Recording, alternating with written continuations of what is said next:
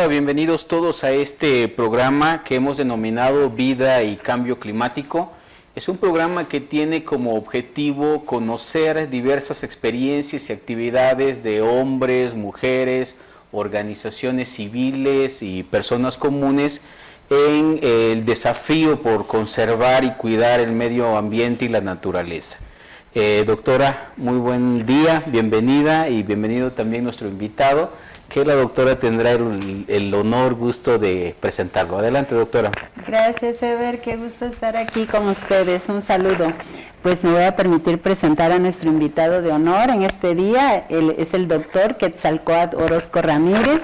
Él es investigador del Instituto de Geografía de la UNAM en la Unidad Académica de Estudios Territoriales de Oaxaca. Y también es coordinador académico de la Unidad de Extensión Universitaria de la UNAM en Oaxaca. Es ingeniero en agroecología por la Universidad Autónoma de Chapingo y doctor en geografía por la Universidad de California en su campus de Davis. Realizó un posgrado en el Centro de Investigaciones en Geografía Ambiental. Su investigación se ha centrado en la interacción entre la cultura y la diversidad del maíz nativo, así como en los procesos sociales y ambientales involucrados en los cambios y la conservación de la agrobiodiversidad.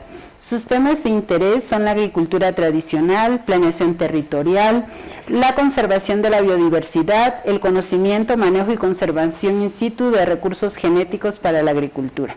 Actualmente realiza la investigación sobre la agrobiodiversidad y cobertura vegetal en la Mixteca Alta de Oaxaca. Sea usted bienvenido a este programa. Muchísimas gracias. Un gusto que estés aquí. Pues vamos a comenzar con una pregunta que básicamente queremos que sea detonadora, ¿no?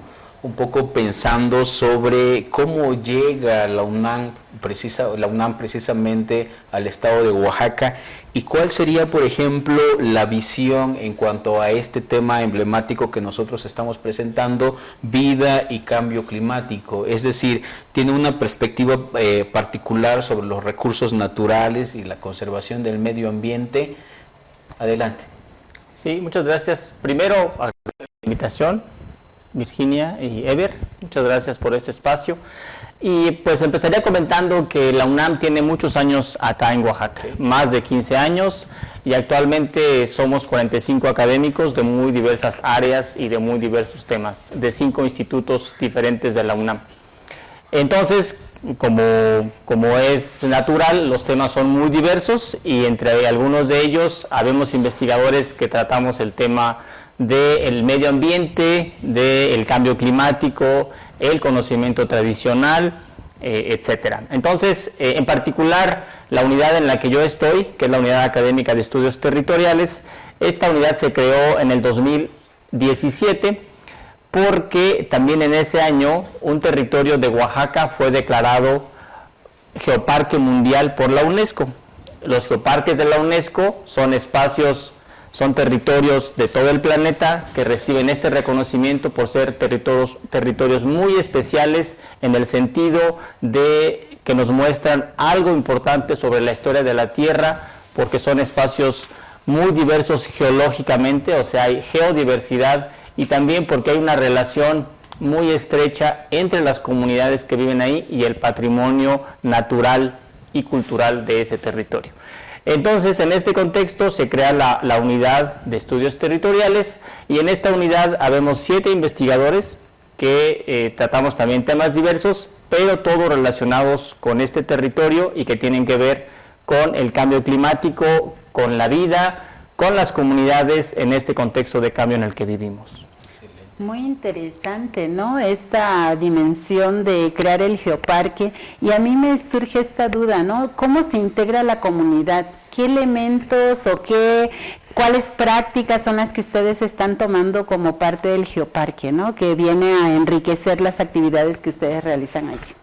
Bueno, primeramente comentar que los geoparques son una declaratoria de la UNESCO, pero se hacen solamente si las comunidades de esos territorios solicitan esta declaración. O sea, son las comunidades que tienen que hacer una carta a la UNESCO avalada por la UNESCO México, con un expediente técnico en donde se justifica por qué ese territorio tiene que ser avalado o por qué tiene que ser reconocido como geoparque. En ese sentido, el trabajo de los investigadores de la UNAM, que iniciaron desde 2013 armando ese expediente, fue hacer un reconocimiento de todo el territorio y sobre todo entender cómo las comunidades conciben, perciben su paisaje y por qué es importante este paisaje desde el punto de vista de las comunidades actuales, pero también históricamente. En la Mixteca Alta se desarrolló justo la cultura mixteca, y la cultura mixteca tiene y tuvo características muy diferentes de otras culturas, justo porque se desarrolló en este ambiente especial de la Mixteca Alta y desarrolló técnicas que se pudieron adaptar a este territorio, a estas condiciones ambientales, y bueno, los hicieron muy exitosos en cierto momento y pudieron pues ocupar varios territorios de lo que actualmente es Oaxaca. Entonces, lo primero es que las comunidades hacen esta solicitud de ser geoparque y la UNAM está solamente apoyando con información técnica al respecto. Entonces, lo que la UNESCO evalúa, además de este patrimonio geológico que existe en la región, es cómo las comunidades están vinculadas a este patrimonio, cuáles son los conocimientos tradicionales, cuáles son las prácticas, y aquí ha tenido mucha importancia, y este geoparque de la Mixteca Alta es reconocido mundialmente por las características especiales de organización comunitaria, que tiene que ver con lo que todos conocemos en Oaxaca, con los usos y costumbres y cómo se organizan tanto a nivel de comunidades agrarias, de comunidades indígenas, como de municipios. Entonces, esto le ha dado un carácter muy especial a este geoparque, que lo hace diferente incluso de los geoparques que también están en zonas indígenas en América Latina, y también muy diferente de los geoparques que hay en todo el mundo, en Europa, etcétera. En el mundo actualmente hay alrededor de 170 geoparques, no recuerdo exactamente el número, pero 170 territorios a nivel mundial que la UNESCO reconoce como espacios muy importantes en el sentido de la geodiversidad, de la geología y del patrimonio cultural. Para quienes nos ven y no conocen la Mixteca Alta, ¿de qué municipios estaríamos hablando? Estamos hablando de Santo Domingo Yanguitlán, y ahí es donde está, en ese municipio, en ese pueblo, es donde está el centro de visitantes del geoparque. También estamos hablando de Santo Domingo Tomaltepec, de San Juan Tepozcolula, de Sinaxtla, de Topiltepec, de Chachoapan y de San Bartolo Soyaltepec. Son 9 municipios alrededor de Yanguitlán y 16 comunidades agrarias que integran estos municipios. Nos queda muy cerca de Oaxaca, ¿no? Prácticamente. Así Está es. a la vuelta de la esquina. 1 hora de aquí y ya están en el geoparque. Muy bien. Excelente. Oye, ¿y qué actividades actualmente se han desarrollado o se están desarrollando, ¿no? Quizá algunos proyectos que ya se esté trabajando con la gente, y sobre todo como este elemento que tú comentas, ¿no? Es un proyecto que se realiza a partir de la demanda de la comunidad, quizá para recuperar sus saberes, sus conocimientos tradicionales, etcétera. ¿Cómo va este proceso de conservación, no solo del medio ambiente, sino también de las cosmovisiones, de los saberes y de los conocimientos tradicionales de estas poblaciones? Sí, claro que sí. A partir de que un territorio es declarado geoparque por la UNESCO, hay una serie de compromisos que las autoridades tienen que cumplir para continuar siendo reconocido por la UNESCO. No es como en otros tipos de reconocimientos, por ejemplo, la ciudad de Oaxaca, el centro histórico, también está reconocido por la UNESCO por ser patrimonio de la humanidad. Entonces, ese reconocimiento, este tipo de reconocimiento de la ciudad nunca va a cambiar, siempre va a estar reconocido, ya es digamos, un título que se le da a la ciudad. En el caso de los geoparques se deben estar evaluando cada 4 años para continuar en un proceso justo de desarrollo sustentable. Y los geoparques tienen 3 pilares fundamentales, que es la geoconservación, o sea, la conservación del patrimonio geológico que hay en ese territorio, la geoeducación, que tiene que ver justo con mostrar por qué este territorio es tan importante, no solamente para los estudiantes o los académicos, sino para el público en general, en términos de lo que se puede aprender ahí de los procesos de la historia de la Tierra y de cómo las comunidades han intervenido, se han beneficiado o han modificado justo esta evolución de la Tierra, ¿no? Y el tercero es el geoturismo, que tiene que ver con la promoción del territorio para que las personas los visiten, y a través del geoturismo, a través de la visita de visitantes externos a la comunidad, también haya un beneficio en términos económicos. El geoturismo es un turismo muy especial dentro del tipo de turismo que se conoce como ecoturismo o turismo de naturaleza, ¿no? Que tiene una intención de no ser un turismo de masas, es un turismo más orientado hacia estar en contacto con la naturaleza, con el patrimonio natural, pero sobre todo por las comunidades. Entonces, los visitantes, los geoturistas que van a las comunidades del geoparque tienen una vinculación o tienen una experiencia muy diferente a que si van, por ejemplo, a una playa o a hospedarse en unas cabañas, porque en el geoturismo los guías locales son fundamentales para entender, para que el turista entienda qué es lo que está viendo en el paisaje. No es solamente ir y admirarse por ejemplo, en la Mixteca Alta, por admirarse por esos paisajes anaranjados que cubren toda una extensión, y por los diferentes tipos de rocas o lo que se llama técnicamente badlands en el territorio, o los bosques que están creciendo ahí, sino que el guía, ahora sí que guía, lleva de la mano a los geoturistas para que entiendan exactamente qué es lo que está ocurriendo ahí y cómo pueden vincular ese paisaje con las actividades productivas que hay en la comunidad o en el territorio, como la alfarería, como las artesanías de palma, como la agricultura, como los diferentes tipos de maíces, incluso con los diferentes alimentos o los diferentes platillos que se producen en estos territorios, que están vinculados a la tierra, a la geodiversidad. ¿Hay algún tipo de conocimiento, actividad que la gente local está creando o reproduciendo, que quizá digamos esta experiencia es maravillosa, única y quizá debe de reproducirse o debe de darse a conocer también en otros elementos, en otros terrenos, ¿no? Claro que sí.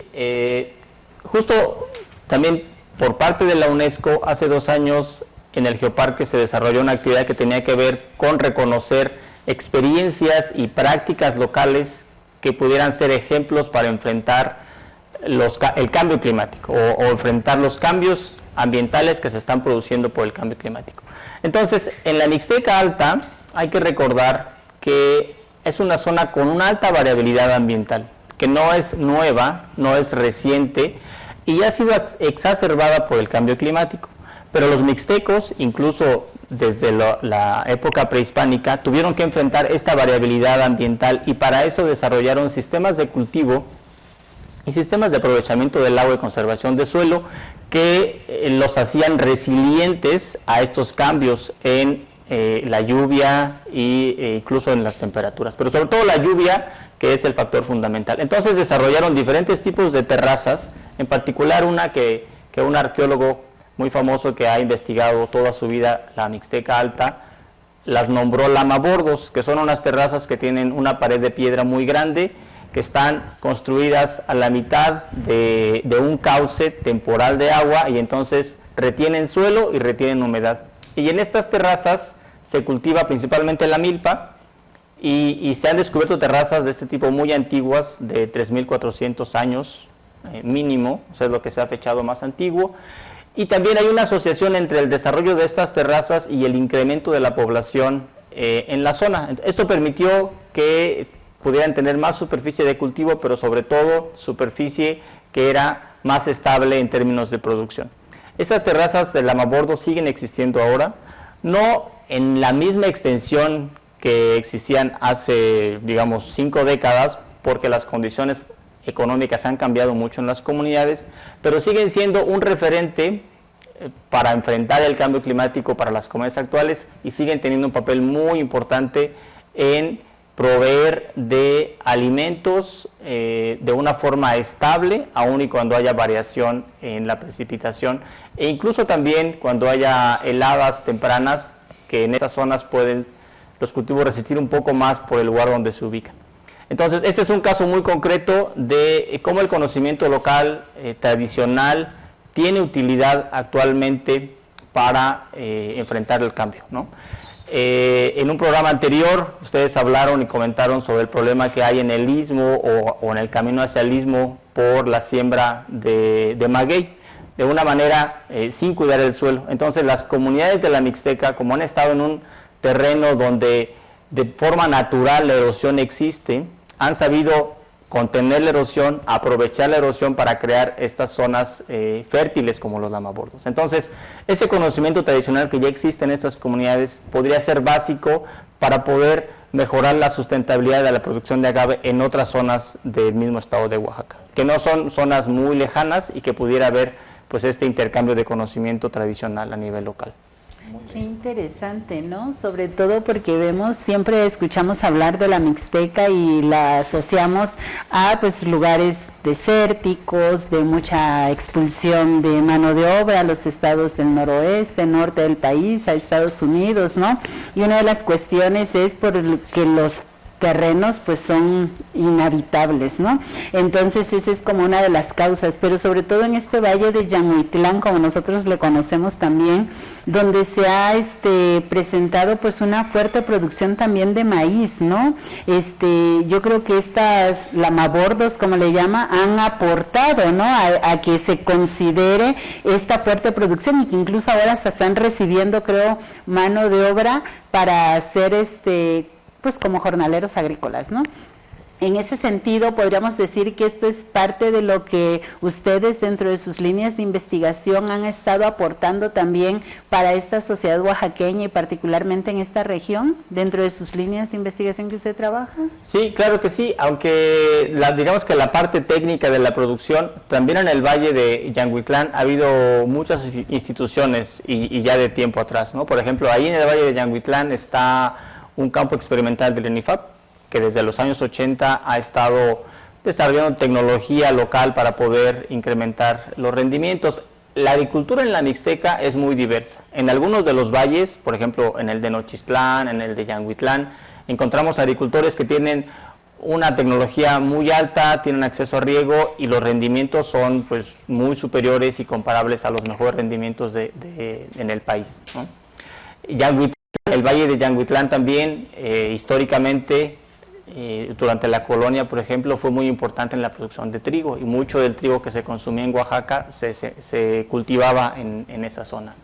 En particular nosotros, los del equipo de la UNAM, que estamos enfocados en Yanguitlán, trabajamos más en temas de, por ejemplo, educación, de conocimiento tradicional, como esto que les he estado comentando, y un poquito sobre el desarrollo de algunas estrategias para la agricultura sustentable, para la agricultura de pequeña escala, porque también debemos de reconocer que algunas de las comunidades que están ubicadas en las zonas más altas, fuera de estas zonas de valle, por ejemplo, son comunidades que tienen un desarrollo humano muy bajo, o sea, son comunidades marginadas, donde todavía persiste mucho la migración por la poca, las pocas opciones de trabajo que hay, ¿no?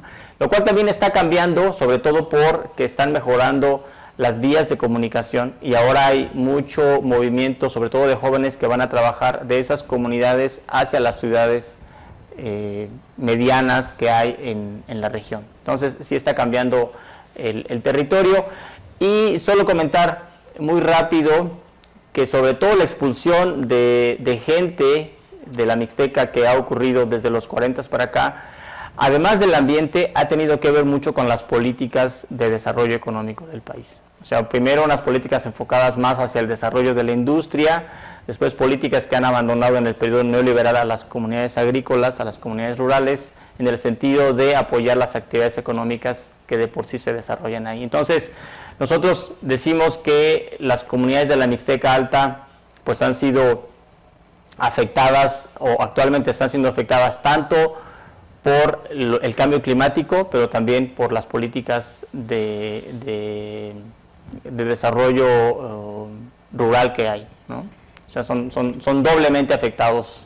Sí, eso que comenta usted es fundamental porque hoy en día se hablan de megaproyectos, ¿no?, que se tienen en el país, y uno de los principales cuestionamientos que se están haciendo es que no se está cuidando el ambiente, ¿no?, sino que están devastando para poder generar lo que se llaman esos polos de desarrollo, ¿no? Entonces, creo que es muy importante, y esto es un temazo, ¿no?, esto de las políticas públicas, si tienen esta mirada de sostenible, ¿no?, o sustentable, qué cosa es lo que está pasando, ¿por qué? Porque ya no podemos implementar acciones de política pública que no consideren a la cuestión en el cambio climático, ¿no?, y no podemos seguir pensando que estamos justamente como en el siglo pasado, ¿no?, cuando estamos viendo ya las afectaciones serias.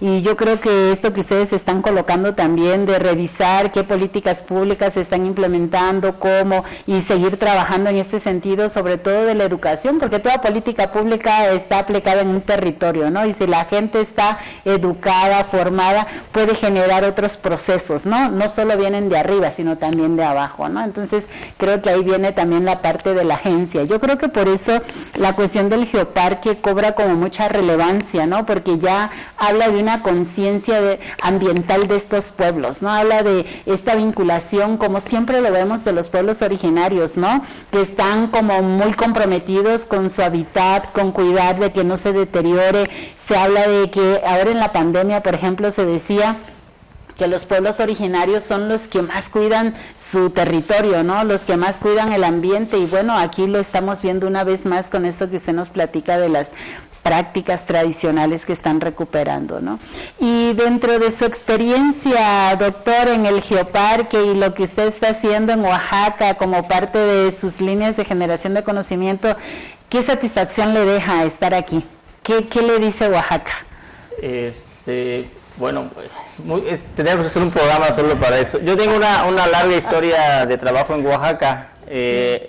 Ahora que estoy en esta unidad de geografía, pues inicié en 2018, llegué aquí. Pero antes de eso, en el 2012 y 2013, yo hice mi trabajo de investigación doctoral en la Sierra Sur, en dos comunidades muy interesantes, en Amoltepec y Sensontepec. Seguramente a los oaxaqueños les suena este territorio. Son municipios muy famosos y con unos procesos históricos también muy interesantes y muy complicados. Entonces, también tengo esa experiencia, y antes de eso estuve trabajando en un proyecto que financió el Banco Mundial y que las comunidades de Oaxaca, las comunidades de la Sierra Norte, fueron impulsoras de este proyecto. Se llamó Coimbio y empezó por ahí del 2002, entre el 2002 y el 2007.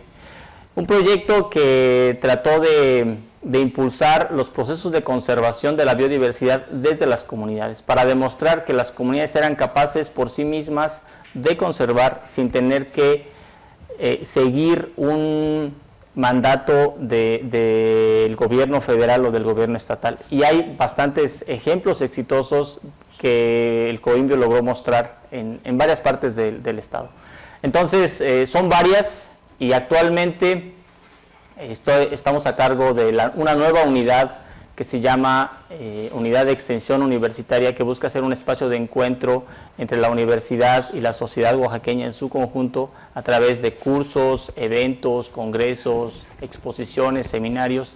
Entonces, aún está en construcción, no está terminada, no se ha abierto completamente al público, pero queremos que esta unidad sea un espacio de encuentro entre todos, y yo creo que ese espacio que me han dado ahora pues es el inicio para poder darla a conocer más y poder trabajar con diferentes colectivos, con académicos, con comunidades en ese sentido.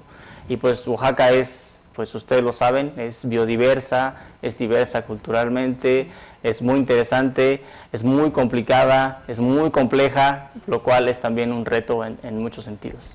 Ese es Oaxaca, ¿no? En esa complejidad. Oaxaca es Oaxaca. Sí. Oaxaca es Oaxaca. Sí. Oye, fíjate que un poco también como para ya ir cerrando, se ha visto una emergencia a nivel global, si quieres, ¿no? Global, Latinoamérica, territorial, de los pueblos originarios por la defensa de su territorio, ¿no? En algunos estudios que la doctora y yo hemos hecho, hemos visto que estos pueblos pues han luchado por preservar desde los recursos naturales, ¿no? Flora, fauna, agua, piedra, etcétera, ¿no? Un poco también sobre cómo su cosmovisión los vincula con cosas que no son visibles a nuestro ojo simple, ¿no?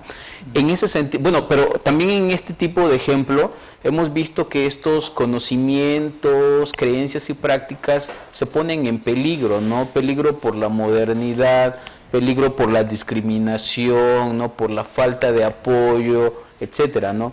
En el caso específico de la Mixteca Alta, ¿qué peligros corre este conocimiento? Evidentemente parece que la UNAM llega como para poder apoyar a todo esto, pero ¿cuáles son como los puntos críticos, los puntos negativos que quizá ponen en peligro o en riesgo estos conocimientos y saberes? Sí, a diferencia de otras regiones de Oaxaca, en la Mixteca Alta en particular, donde estamos nosotros trabajando, no hay alguna amenaza de algún megaproyecto o de algún, ya sea un megaproyecto por parte del gobierno federal o estatal o por parte de alguna empresa para el desarrollo de alguna actividad específica, como la minería, por ejemplo.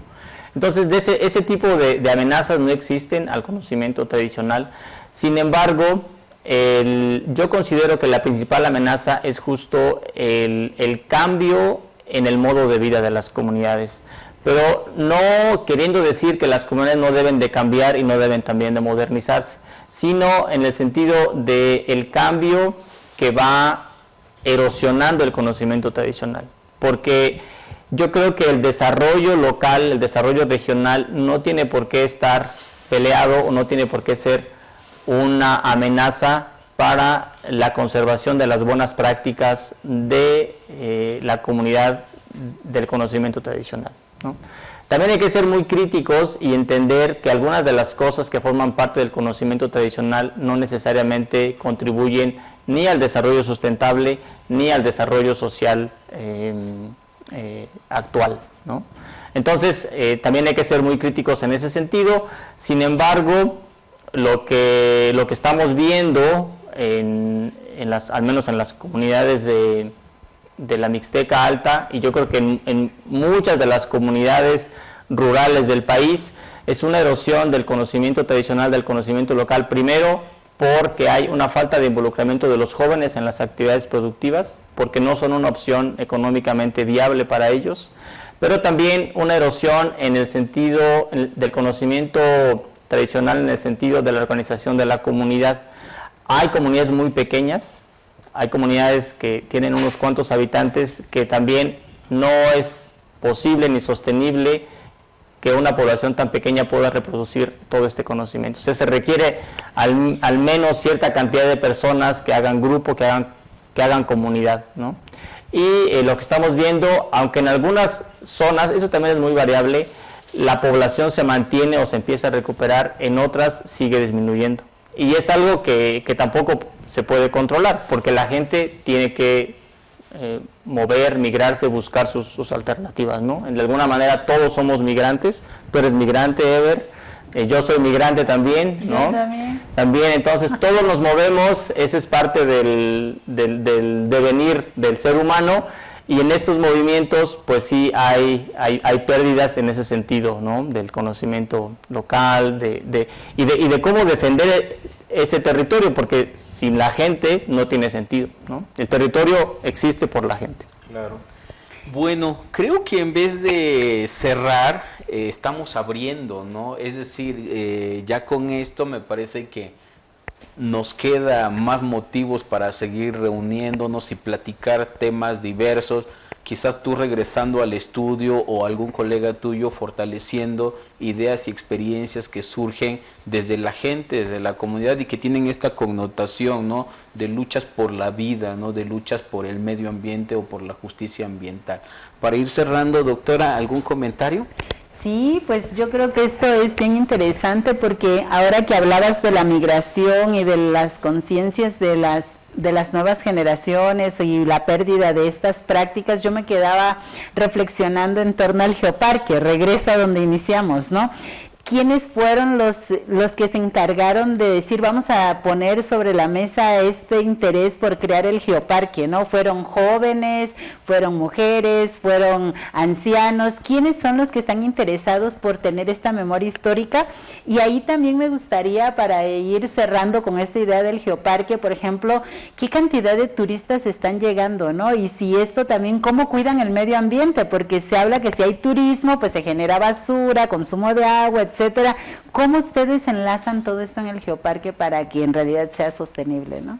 Sí, claro que sí. Bueno, la iniciativa del geoparque surgió básicamente por el interés de la licenciada Carmen Montes. Ella era presidenta municipal de Yanguitlán en ese tiempo y convocó a más presidentes de la zona para que se unieran a esta iniciativa, a esta solicitud. Entonces fue una mujer quien impulsó desde las comunidades del geoparque y se vinculó a los investigadores en el Instituto de Geografía de la UNAM para que pudieran desarrollar la solicitud. Entonces eso lo tenemos que reconocer. ¿Y cuál era la otra pregunta?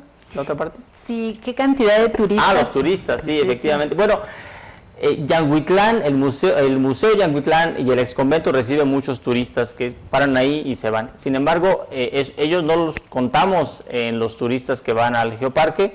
Para ir al geoparque hay que registrarse, hacer una solicitud a través de la página y en el año antes de la pandemia estuvo alrededor de 3,000 visitantes que realmente fueron al geoparque y hicieron algunos de los recorridos. Como estos visitantes no caminan solos nunca en ningún momento, tienen que seguir todas las normas para conservar el medio ambiente y solo pueden caminar en los senderos que la comunidad ha determinado. Entonces, creemos y consideramos que los geoturistas no son hasta cierta cantidad, claro, después si superan esos números van a ser también un impacto negativo en el geoparque, pero hay lineamientos muy claros para evitar que se deteriore el medio ambiente a través de estas visitas. Sí. Muchas gracias. Quetzalcóatl, ¿algunas palabras para cerrar? Pues nada más agradecerles otra vez y invitar a los que nos estén escuchando a que vayan al geoparque, visiten el territorio. Muchas gracias. Pues, doctor Quetzalcóatl, doctora Virginia, les agradecemos que estén aquí. Invitamos a la audiencia para que sigan esta emisión, así también como dejar sus comentarios, sugerencias, para que nosotros podamos atenderles. Muchas gracias y nos vemos en nuestra siguiente emisión.